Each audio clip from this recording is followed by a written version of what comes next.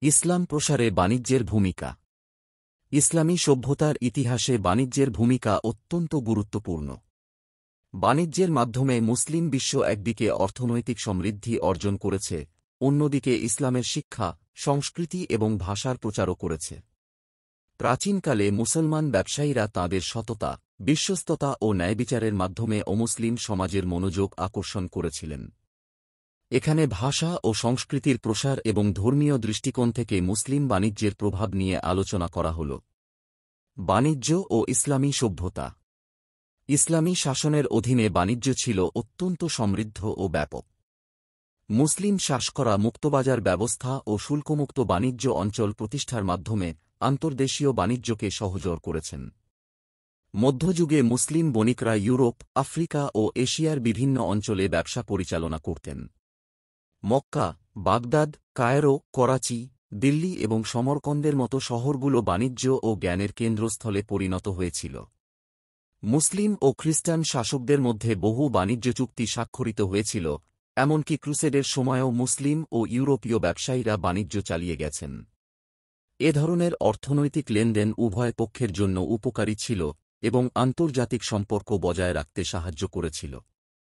বাণিজ্যের মাধ্যমে আরবি ভাষার প্রসার। আরবি ভাষা শুধু ধর্মীয় কারণেই নয়, বাণিজ্যের কারণে আন্তর্জাতিক ভাষা হিসেবে প্রতিষ্ঠিত হয়েছিল।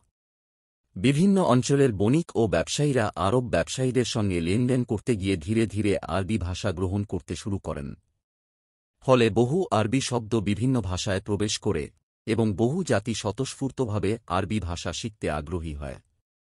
মধ্যযুগীয় ভূগোলবিদ ইবন হাউকাল উল্লেখ করেন, আজারবাইজান ও আর্মেনিয়ার বেশিরভাগ মানুষের ভাষা ফার্সি হলেও সেখানে আরবি ভাষার ব্যাপক ব্যবহার ছিল।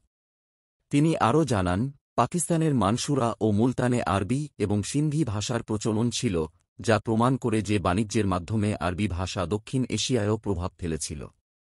ইবন হাউকাল, সুরত আলার্দ। দক্ষিণ এশিয়ার সিন্ধু, গুজরাট ও মালাবার উপকূলে আরবি ভাষার ব্যাপক প্রভাব দেখা যায়।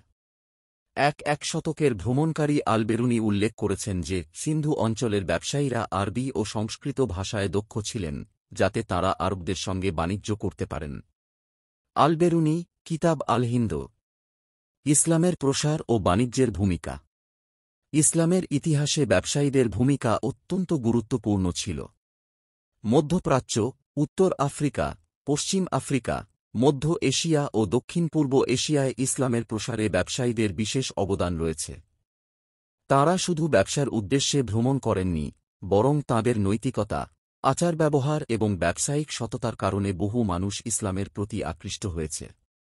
ব্রিটিশ ইতিহাসবিদ ইয়ন মেডিন লুইস তাঁর গবেষণায় উল্লেখ করেছেন যে বাণিজ্যের সঙ্গে ইসলামের সম্পর্কই আফ্রিকার বহু জাতির ইসলাম গ্রহণের মূল কারণ। তিনি বলেন, পশ্চিম আফ্রিকায় বারবার ব্যবসায়ীদের বিশাল কাফেলা সাহারা মরুভূমির মধ্য দিয়ে যাতায়াত করত, যা ইসলাম প্রচারে সহায়ক হয়েছিল। একইভাবে উত্তর পূর্ব আফ্রিকায় সোমালি যাযাবর ব্যবসায়ীরা ইসলামের বার্তা বহন করেছিলেন। মধ্য এশিয়ায় ইসলামের বিস্তারও মূলত ব্যবসায়ীদের মাধ্যমেই ঘটেছে। এখানে ব্যবসার পাশাপাশি সুফি সাধক ও দায়ীরা ইসলামের দাওয়াত দিয়েছেন, যা বহু মানুষকে ইসলাম গ্রহণে উদ্বুদ্ধ করেছে। দক্ষিণ পূর্ব এশিয়ায়ও ইসলাম প্রধানত ব্যবসায়ীদের মাধ্যমেই ছড়িয়েছে। ইয়ন মেডিন লুইস উল্লেখ করেন যে ইন্দোনেশিয়া ও মালয়েশিয়ায় ইসলাম প্রথমে বাণিজ্যের মাধ্যমেই প্রবেশ করেছিল এবং পরে এটি রাজনৈতিকভাবে প্রতিষ্ঠিত হয়।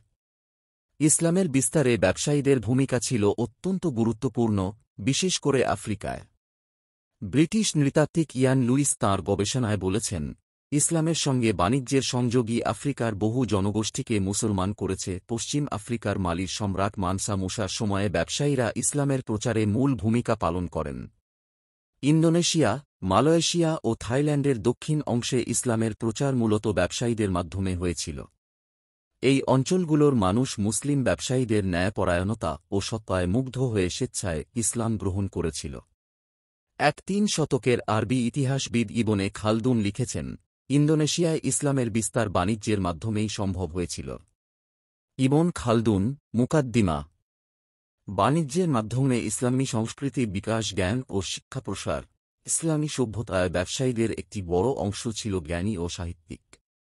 বিখ্যাত লেখক আল-জাহিজ লিখেছেন, অনেকে মনে করেন যে ব্যবসাবিদ্যার পরিপন্থী, কিন্তু ইতিহাস বলে যে ব্যবসায়ীরাই বহু জ্ঞানচর্চার কেন্দ্র তৈরি করেছেন। আল-জাহিজ, রিসালাহ।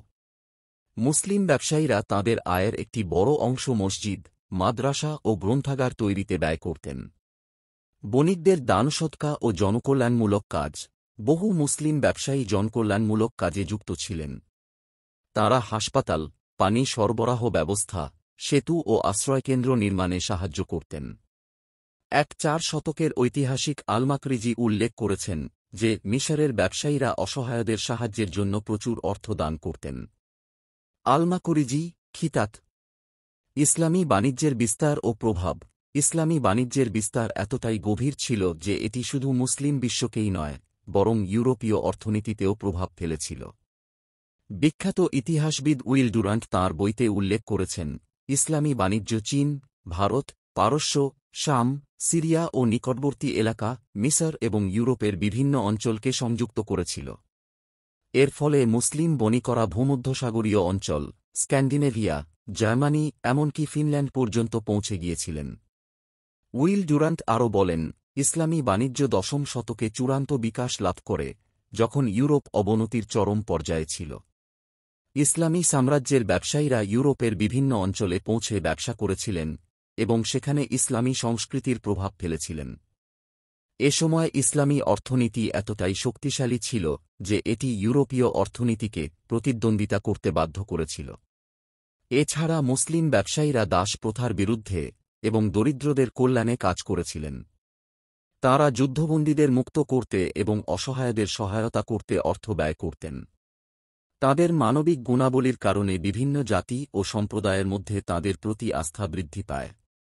মুসলিম বাণিজ্য চীন, ভারত, আফ্রিকা ও ইউরোপের মধ্যে অর্থনৈতিক সংযোগ স্থাপন করে এবং মুসলিম বিশ্বে কূটনৈতিক সম্পর্ক গঠনের ক্ষেত্রেও গুরুত্বপূর্ণ ভূমিকা পালন করেছিল। মুসলিম ব্যবসায়ীদের সততা ও ন্যায়পরায়ণতা বহু জাতিকে ইসলামের প্রতি আকৃষ্ট করেছিল। আফ্রিকা, এশিয়া ও ইউরোপের বিভিন্ন অঞ্চলে মুসলিম ব্যবসায়ীদের মাধ্যমে শান্তিপূর্ণভাবে ইসলাম প্রচারিত হয়েছিল। আল্লাহ আমাদের সবাইকে দ্বীনের সঠিক জ্ঞান, বুঝ ও আমল দান করুন। আমিন। দ্বীন প্রচারের উদ্দেশ্যে ভিডিওটি শেয়ার করুন। লাইক, কমেন্ট, ফলো এবং চ্যানেলটি সাবস্ক্রাইব করে পাশে থাকবেন। জাযাকাল্লাহু খাইরান।